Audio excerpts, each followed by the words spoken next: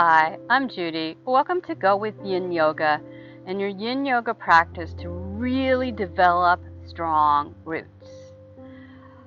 Even though the day I'm filming this literally feels like summer, this practice is aimed at transitioning from fall and into winter. And that is a great time to connect to your spleen and stomach meridians. The emotions that are connected to your spleen and stomach are worry, anxiety, overthinking. So when we balance them, we help to mitigate those emotions. Today's practice is going to strengthen the connective tissue in your knees, your ankles, and your feet, some places that we don't get into as much in Yin Yoga. And as I mentioned already, it's going to help you develop really strong roots. So gather up your props and then come into an easy seated position and begin to take your attention to your breath.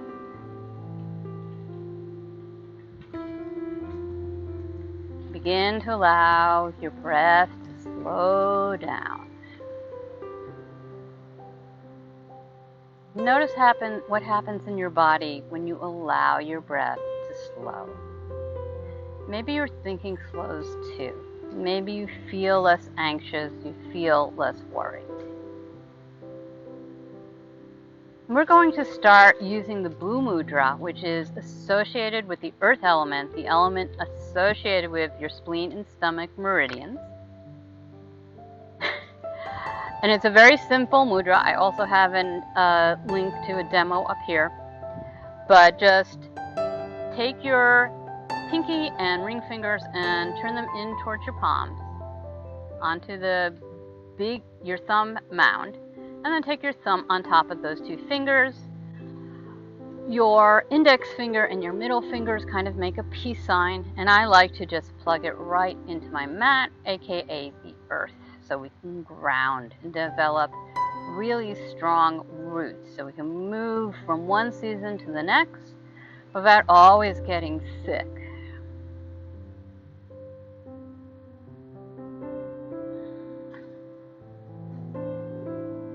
I'd like to read you this quote as you are beginning to come into your practice, beginning to arrive on your mat. It's from Anonymous. I don't know who wrote it. The roots of all goodness lie in the soil of appreciation. Everything good out of life comes from gratitude. That's my takeaway. So the spleen and the stomach meridians target our quads and our hip flexors. They target our inner legs and our knees, our chest and our abdomen. So it's kind of a loose oversimplification, but it's a little easier to understand than memorizing the meridians. And we're going to target some of that in today's practice. But before we begin our practice, if you haven't closed your eyes, I invite you to now. Keep holding the Mudra unless you have low blood pressure, because the Mudra may lower blood pressure. It's also deeply grounding. It's associated with the earth element, as is the mantra LUM, spelled in English LAM, but pronounced LUM. So either receive my chanting now, or chant out loud and join me, or just repeat LUM silently to yourself. So inhale, you're going to exhale, and you're going to say LUM, and you're going to let your breath really fully empty out. Inhale deeply, LUM.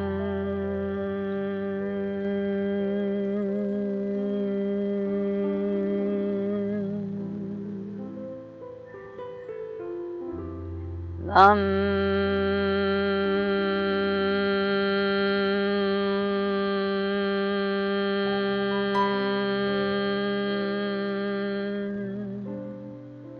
at your own pace, don't strain.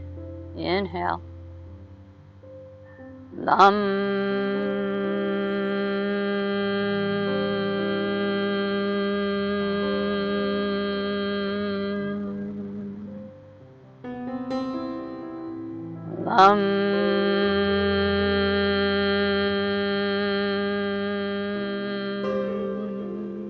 Let that all go. Backs of your palms rest on your knees. Just notice any sensations in your body, in your mind, your emotions, any shifts you may have felt, any physical sensations you may have felt.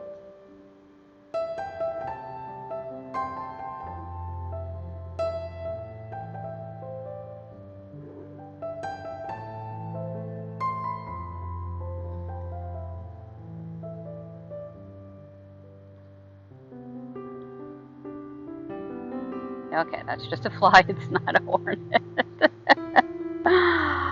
Okay, come on off of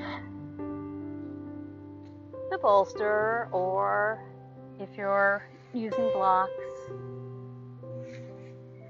This practice is what I would call maybe kind of an intermediate practice. We're going to be doing some poses that are challenging for a lot of people, myself included. And I haven't practiced them in a while, and they may not be at all challenging to you. The first one we're going to do is a squat. I'm going to use my bolster. Take my legs out. I'm sitting on the bolster. Legs are out. And you can even take the mudra again. And just let your hands rest, or your forearms rest on your knees. Now, of course, you can be squatting without any prop at all. That's not what I feel like doing today. Honor your body. Have gratitude for your body and what it can do.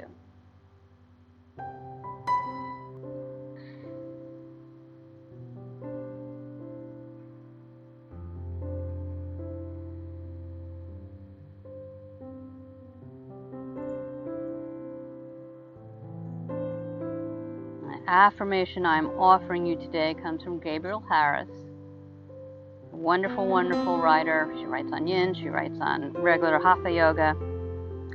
And anchored and connected, I am anchored and connected to the earth. Very simple. I am anchored and connected to the earth.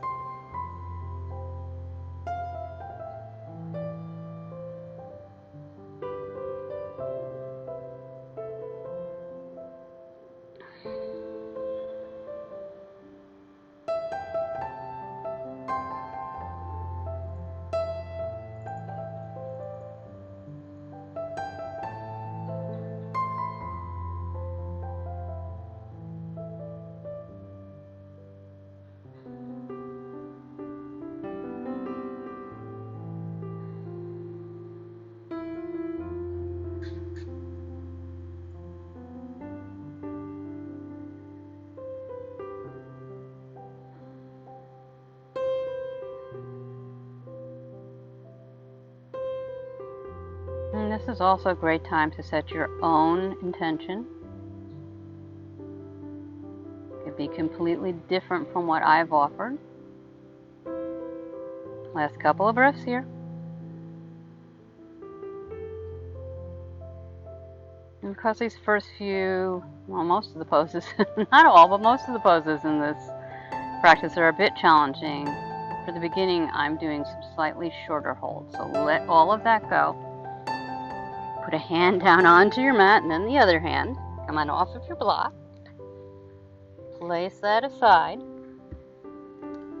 And then you may want to pad your knees. You can take a blanket, put it under your knees. We're coming into toe squat. So reach back. Really, the object is to have your toes pretty much under your heel, as you can see. I have some limitations in that particular area. I also suggest starting with your hands on the mat. This is a pretty intense pose, especially if it's not one you practice on a regular basis, but it's really good for your feet. And I am anchored and connected to the earth.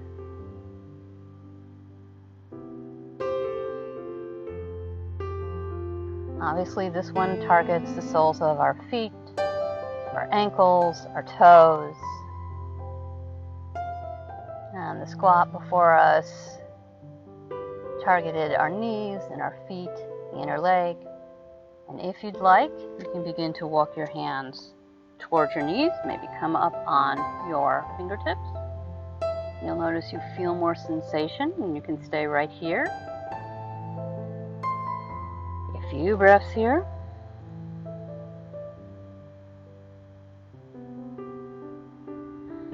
See if you can let go of any tension.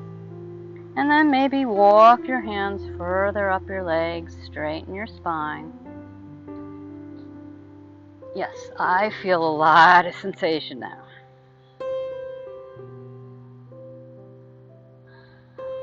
Last couple of breaths here. And then slowly bring your hands back to the mat. Take the tops of your feet onto the mat and just pause. And see if you can soften any tension out of your body. And then again, begin to walk your hands back towards your body, sitting your hips back on your heels into Thunderbolt pose. Not a traditional Yin pose, but this is a great stretch for your ankles. And that's what we're really targeting here. Also a bit soles of the feet. We're kind of letting that go.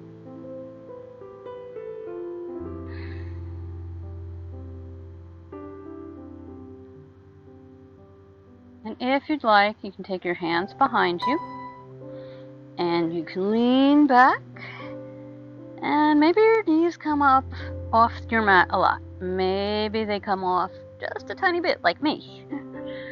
When I'm practicing this more, they come off the ground more. That's why I say it's a practice. If this feels too far for you, just go forward, back into Thunderbolt pose.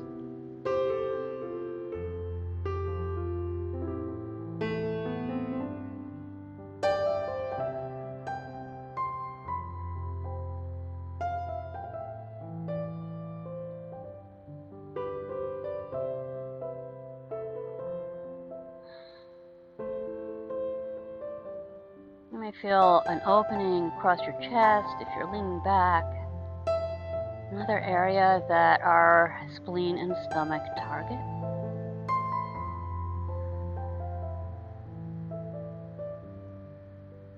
Last couple of breaths here. And then slowly push into your arms to lift your torso if you've leaned back. And come up into tabletop.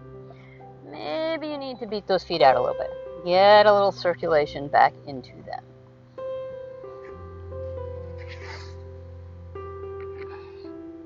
Grab your bolster if you have it. Take it to the top third of your mat. Place it horizontally across your mat. Place your forearms on top of the bolster and then try and get your abs on the bolster. Feet come out straight behind you. This is Sphinx Pose. Sphinx Pose targets both your abs and your low back, a little bit of your chest.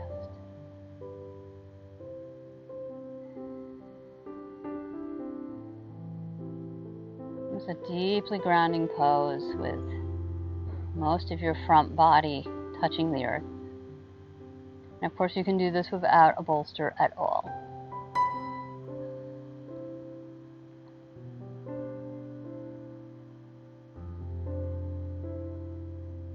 I'm anchored and connected to the earth.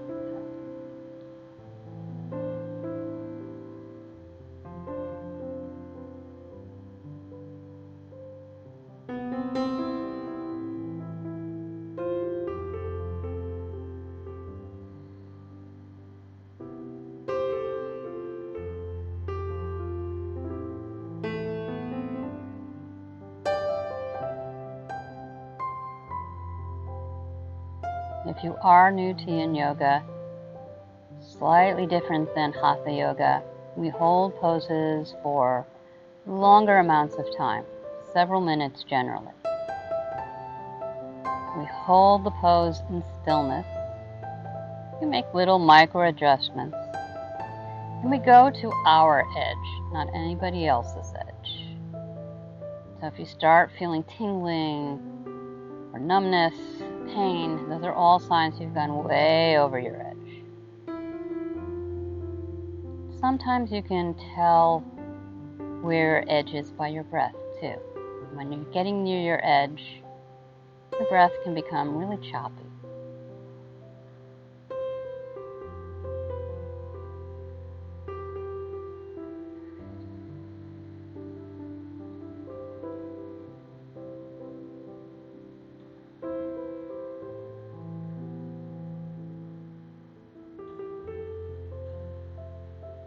Last couple of breaths here.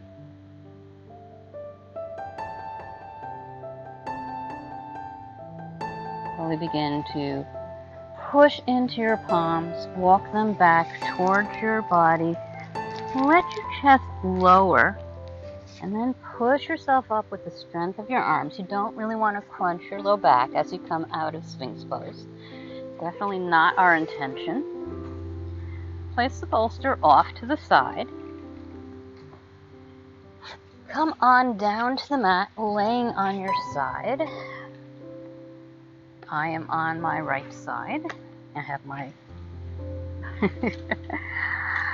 right leg, my bottom leg bent underneath me. And I'm staying up on my forearm. And then I'm going to take my left leg, my top leg, and I'm going to try to stretch it straight out and see if I can reach it. That's one variation. This is called cat pulling its tail.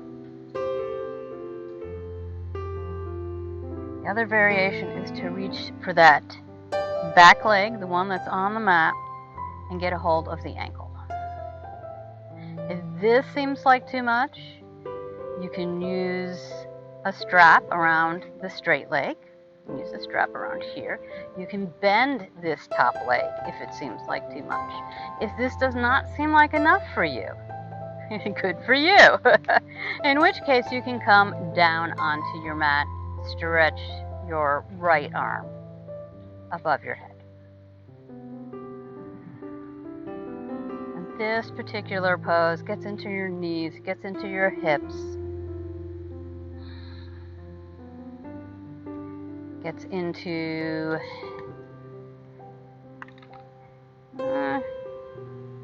the inner leg of the bent leg. And I guess you could say, uh-oh. Now we have a hornet. Don't land on me. Thank you. Your inner leg, your inner knee, on both legs, really.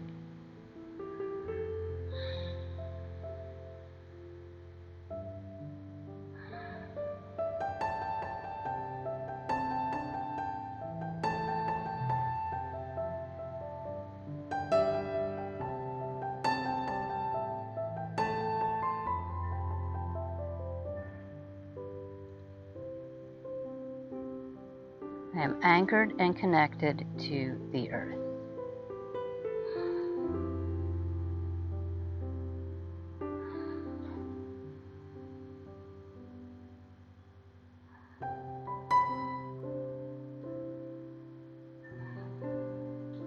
Last couple of breaths here.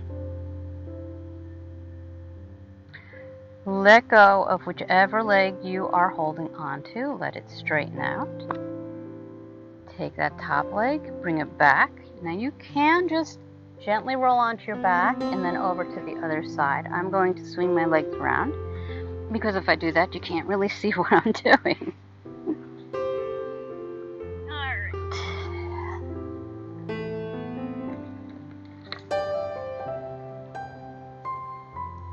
So this time, my left leg is my lower leg. I'm resting on my left forearm. So that left leg is bent behind me. I may need to move this again. And my right leg comes straight out from the hip. And I'm going to push up so I can grab hold of that back foot. And there we go. And now I've got it. Cat pulling its tail. That's the name of this pose.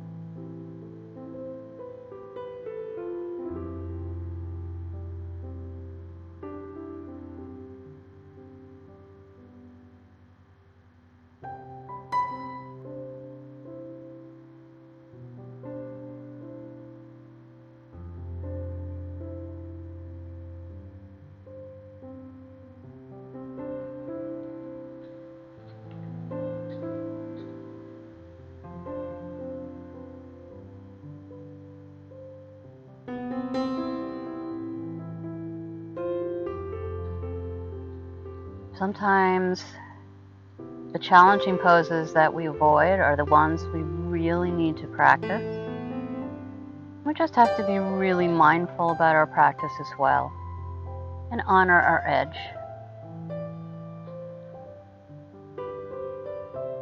Last couple of breaths.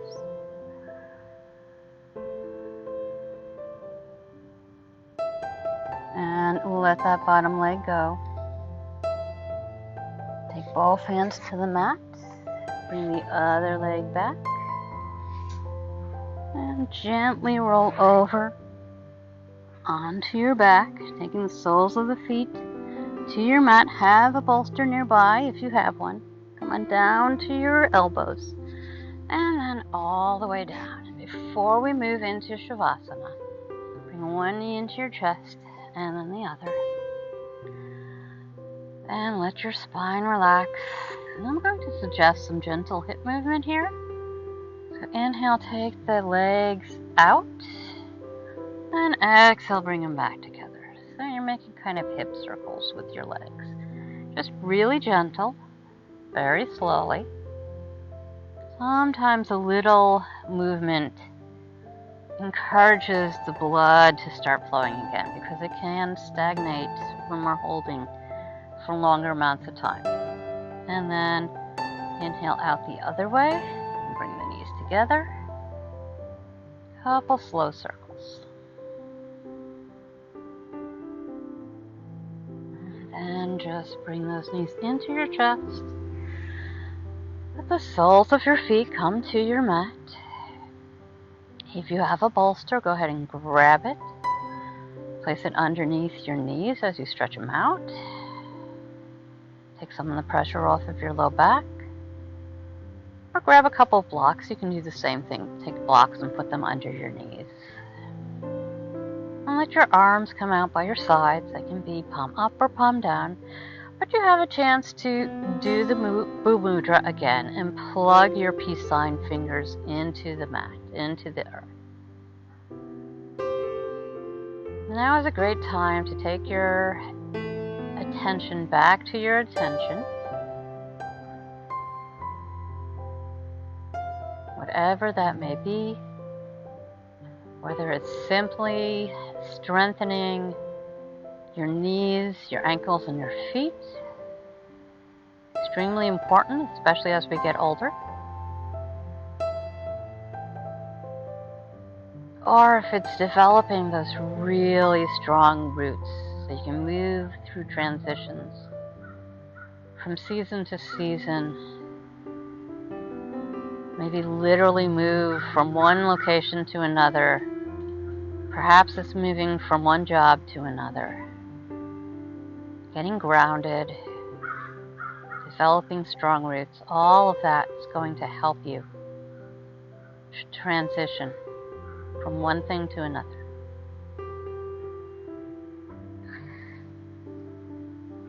I am going to sit up to hold space while you relax in Savasana.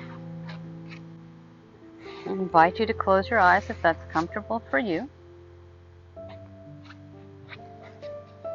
I want to remind you of your affirmation once again. I am anchored and connected to the earth. And the quote that we do not know who the author is. The roots of all goodness lie in the soil of appreciation. When you have gratitude for what you have peace. And relax until you hear my voice again.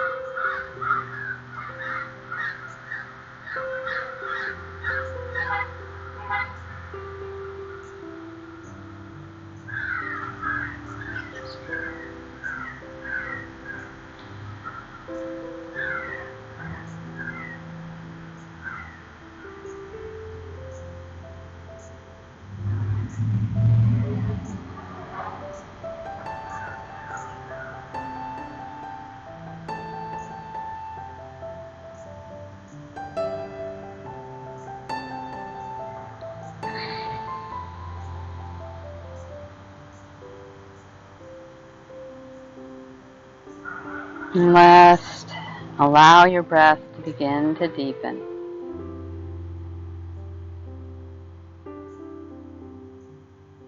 Notice all the places your body touches the earth. In the back of the head, upper back, buttocks, calves, heels. Keeping your eyes closed if they're closed. Allow your breath to deepen. Give yourself gratitude for giving yourself this time to practice. To choose you so that you can take care of everything in your life you need to take care of. Begin to feel yourself coming back into this day.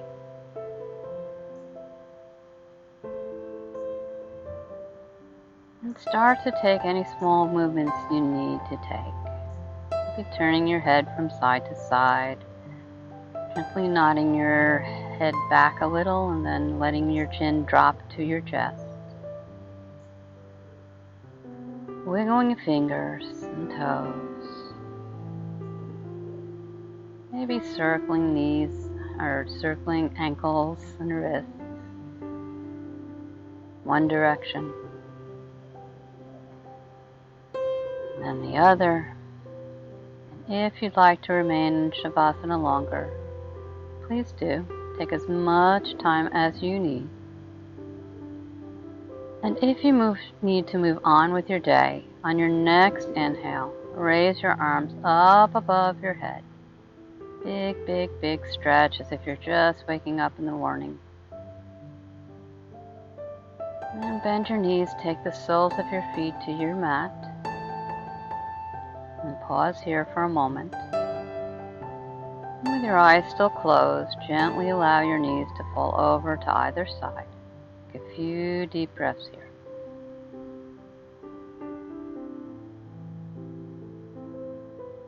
And still keeping the eyes closed. Take your hands to the mat. Begin to walk your torso upright, coming into an easy seated position. On your next inhale, take the palms of your hands together and begin to gently rub them back and forth, bringing a little heat, a little energy back into your day. And then allow them to press into each other in stillness. Thumbs come to your breastbone, elbows flare out to either side. Feel your spine grow longer with more space between each and every vertebrae. Lightly bowing your head over your hands. May you be healthy. May you be happy. May you be free from pain and suffering. And may you develop strong roots. And go ahead and blink your eyes open. Taking in your mat, raising your head, let the hands fall into your lap. Thank you so much for practicing with me today. If you enjoyed this practice, please click the like button so I can reach more people with free Yin Yoga. And if you'd like to practice with me again, even if I can't speak well, go ahead and click the subscribe and the bell button. Take a look underneath in the description box. You'll find those links to join the private Facebook group. Have a wonderful rest of your day.